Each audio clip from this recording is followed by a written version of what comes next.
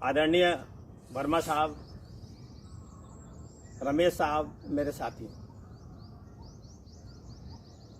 मैं आज आपको एक कविता सुनाता हूँ। कविता का शीर्षक है मैं वो मानव इसे मानव नहीं समझा जाता, जिसे सैनिक कवि सम्मेलन में रिवार्ड भी मिल चुका है इस कविता के ऊपर। मुझे बहुत खुशी का मौका है कि मुझे आज यहाँ बोलने का मौका प्रदान किया गया। हम सीएपीएफ या सीआरपीएफ की ड्यूटी हमारी वोलेटाइल है। हम अनेक परिस्थितियों में ड्यूटी करते हैं, चाहे जाम हो, आपदा हो, दंगा हो, फायर हो, विस्फोट हो, नक्सली हमला हो, आतंकवादी हमला हो, पूरे देश में इलेक्शन कराने हो, पूरे अधिकारियों की सुरक्षा प्रदान करना हो। इन सारी परिस्थितियों में हम कैसे ड्यूटी करते हैं, मैं कविता के माध्यम से बताना चाहता हूँ। हमारी भी कुछ इच्छाएं हैं। जवान जंगलों में घूमते हैं, उनकी भी कुछ इच्छाएं हैं। मन तो मेरा भी करता है मॉर्निंग वॉक पे जाऊं मैं, सुबह सवेरे उठकर तेल मालिश का दंड बैठक लगाऊं मैं। अरे बूढ़ी माँ के पास बैठकर उनका पांव दबाऊं मैं, बच्चों को सैर कराने बाहर लेकर जाऊं मैं। लेकिन मैं इतना भी नहीं कर पाता, क्योंकि मैं वो मानव हूं जिसे मानव नहीं समझा जाता। एक घटना का वर्णन करना चाहता हूं मैं। हमारी पोस्टिंग श्रीनगर में थी और हमारे पत्नी को पटना बच्चे होने वाले थे, जुड़वा बच्चे थे। डॉक्टर ने बोला उनकी खून कम है, वेट कम है, आप उनको बुला लीजिए। मैंने छुट्टी के लिए एप्लीकेशन लिखा और सीओ साहब के पास गया।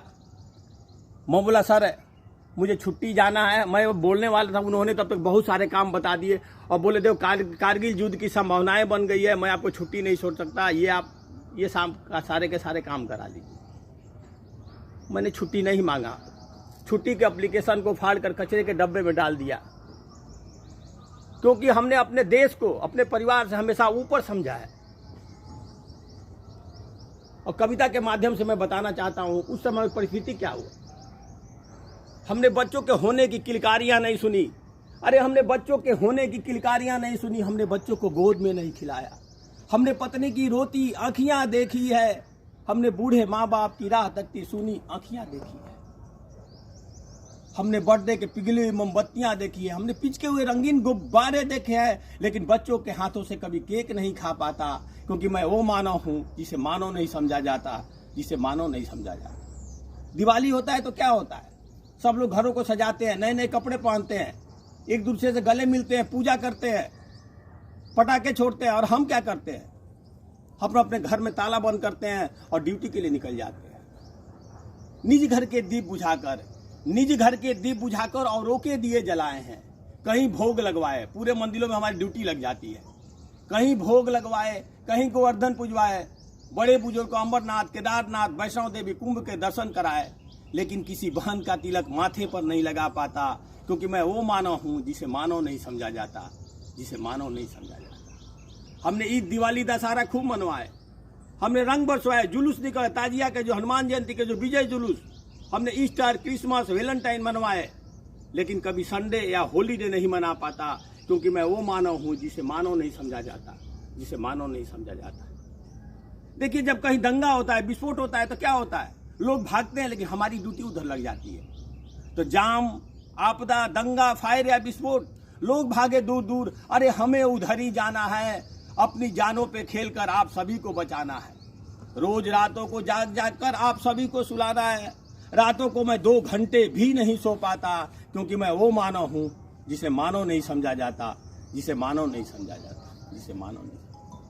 कहीं दंगा हो जाता है, विस्फोट हो जाता है, क्या होता है, लाशें पड़ी हुई है, बच्चे रो रहे हैं, खून बह रहा है, तब हमारा सीआरपीएफ का ड्यूटी शुरू होता है। हम वहां जाते हैं ड्यूटी के लिए।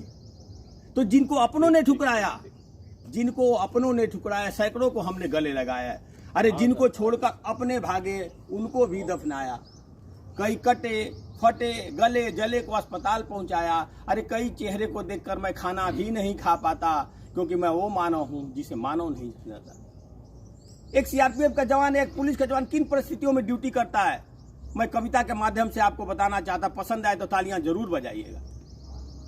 घनी अंधेरी रात, सुनसान राहों पे जब कोई मुसाफिर जाता है, तो हर एक पेड़ पौधा चोर, नक्सली, आतंकवादी नजर आता है। कड़कड़ाती ठंड में रास्ता सिकुड़ जाती है, लेकिन पुलिया पे बैठा सिपाही, छत्तीसगढ़ में आतंकवादियों से लड़ता सिपाही, बर्फ में आतंकवादियों से लड़ता सिपाही फिर भी नहीं घबराता है, क्योंकि वह वो मानव है जिसे मानव नहीं समझा जाता है, जिसे मानव नहीं समझा जाता। उसकी चाहत क्या है साहब? अरे चाह नहीं कोई सम्मान दिलाया जाए, चाह नहीं सर आंखों पे बैठाया जाए, अरे चाहत तो इतनी सी है साहब, आपके दिल में थोड़ी सी जगह मिल जाए और हम मानव, हमें मानव समझा जाए, हमें मानव समझा जाए, हमें मानव समझा जाए। ये हमारे जवानों को पेंशन का सहारा दे दिया जाए, बुढ़ापे का सहारा दे दिया जाए, बुढ़ापे का सहारा दे दिया जाए, बुढ़ापे का सहारा।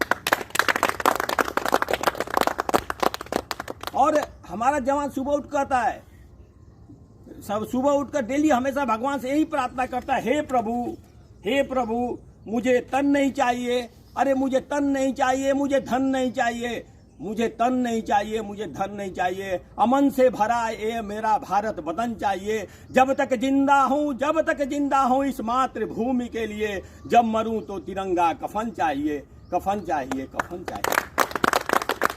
महोदय, हम ये नौकरी वेतन के लिए नहीं, वतन के लिए करते हैं। हमारी 3 माताएं हैं, धरती माता, भारत माता और हमारी तीसरी माता हमारी जननी माता जो, और हम तीनों माताओं को झुककर नमन करते हैं, वंदन करते हैं। और मैं ये कहता हूं कि हे माँ, ये तन भी अर्पण, ये मन भी अर्पण, ये जीवन भी अर्पण, मैं बहुत कुछ अर्पण करना चाहता हूँ माँ, मैं तुझे मैं झुककर नमन करता हूँ माँ, नमन करता हूँ माँ, नमन करता हूँ माँ, मैं झंडे को सलाम करता हूँ माँ। जय प्रभु।